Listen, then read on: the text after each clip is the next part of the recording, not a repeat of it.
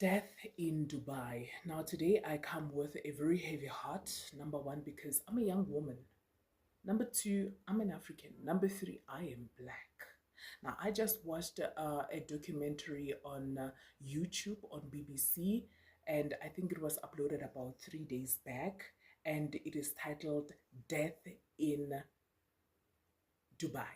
Mind you, already it's on 900 and something views. But here's my thing, I never really expected that in 2025 we'll be reading or we'll be hearing or we'll be watching documentaries covering anything to do with Dubai and young black girls going there and pota poti and all these things in 2025.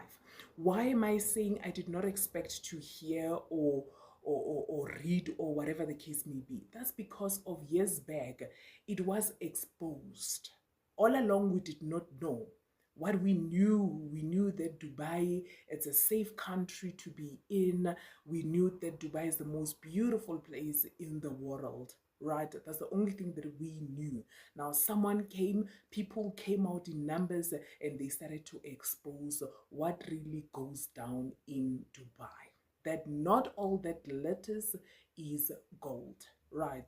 And I want to believe that out of all the stories that we read, that we even saw some of the victims luckily coming out alive, saying it with their own mouths, what they went through. For me, that should have been a lesson to most of us as African girls. But here we are, irregardless of everything that those victims said, irregardless of what the internet had written or tabloids had written, irregardless of all of that, we still have girls who are still going to Dubai in search of a better life. Is it wrong? No, it's wrong. It's not wrong. But it depends how you are going to Dubai. If you did not save money for your own passport or your own visa, then darling, if someone from Dubai says, I'm going to get your papers ready for you, that's a red flag on its own, because mind you, you're going to work, you're going to repay that person with your soul. With your soul, you will forever be indebted to them. So, guys, let me just give you a little bit on what happened on this documentary. So, basically, a team of journalists, BBC journalists, they went to Uganda, right? Because of there were two girls who apparently never made it back at home, and that's because of they got the report that the girls, and mind you, these girls, I don't think they knew each other, but they shared an agency. But how they died, it's similar, right? So the families of these girls, they get a call to say that they were intoxicated with drugs, and then they jumped from the 20th floor in an apartment building, right? And lucky enough, one of them was able to be taken back to Uganda, right, to be buried in Uganda. And then the other one, she is buried in the middle of nowhere. Well, I can't say in the middle of nowhere, but the grave, the journalists, they try to look for the grave. They can't find the grave of that young girl, right? And these girls, the ones that are finding their way out, they are still trying to find their way out of this, because of this is they were also deceived. They were deceived, not necessarily that they packed their bags and they decided, I'm going to do pota poti. No, they were told, you're going to work in a restaurant and get a lot of money, you're going to work in a daycare center, you're going to work with, and they thought, okay, fine, that I can do. But when they get there, it's something totally different, right? Now, one of the girls said that, you know what, they promise you all the good life, and when you speak to them, they sound so kind. So basically, they're going to do your visa, everything, every document that you're going to need, right, from Uganda to the AUE, or what do you call it? That, right, which is Dubai, right? And then from there, The first 3 days, according to her, they will be taken shopping to the most expensive malls in Dubai. They will get into the most expensive stores, right?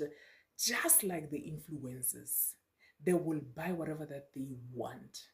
And for them in that 3 days, now that's a dream come true, because we also saw some of these girls that died. When you look at their social media, they were really living their life, but it was only for 3 days. They did not know that the good life that they were living, it will last them only 3 days into Dubai. Now on the fourth day, you are apparently asked, are you going out there to work, or you remain in the room? When you ask what type of work, and then they will explain to you that you're going, there are men, you will be booked, men are going to do 1 2 3 to you, and when you receive, you rather refuse, then they're going to tell you, then you're going to sit in this building.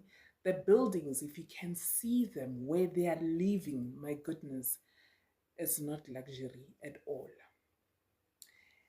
A small room, your own bedroom at home, your normal bedroom at home, it's being shared by 12 young girls. It is dirty every way.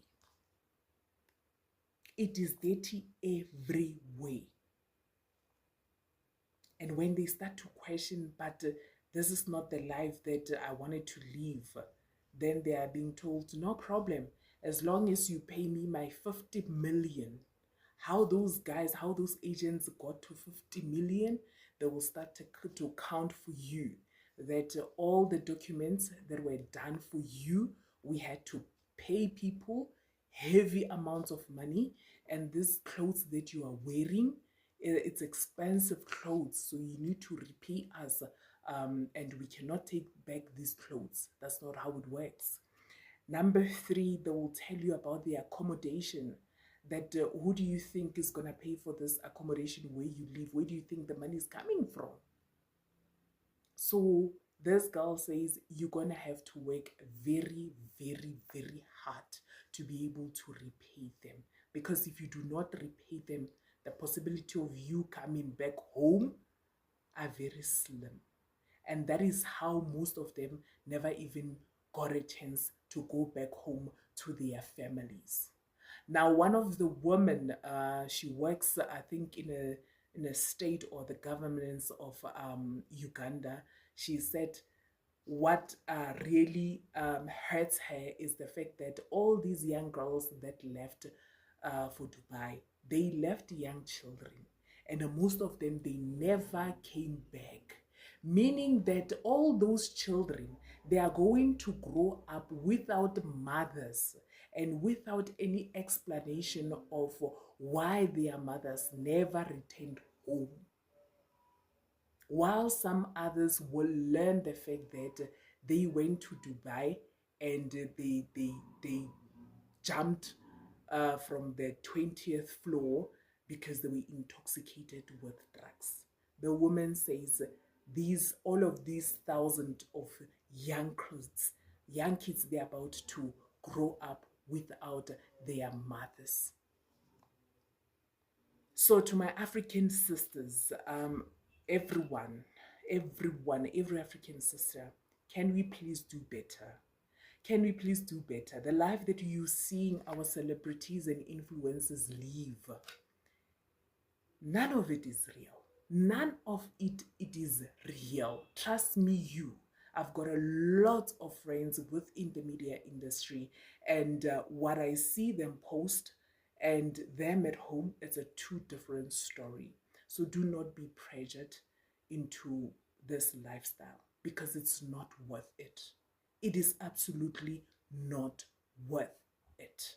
Now, for more, just go check out BBC. Check the title, Death in Dubai. It's a 1-hour documentary. Learn from it. From me to you, Sana, thank you so much for watching. Please don't forget to subscribe and hit that notification bell. And of course, give this video a thumbs up.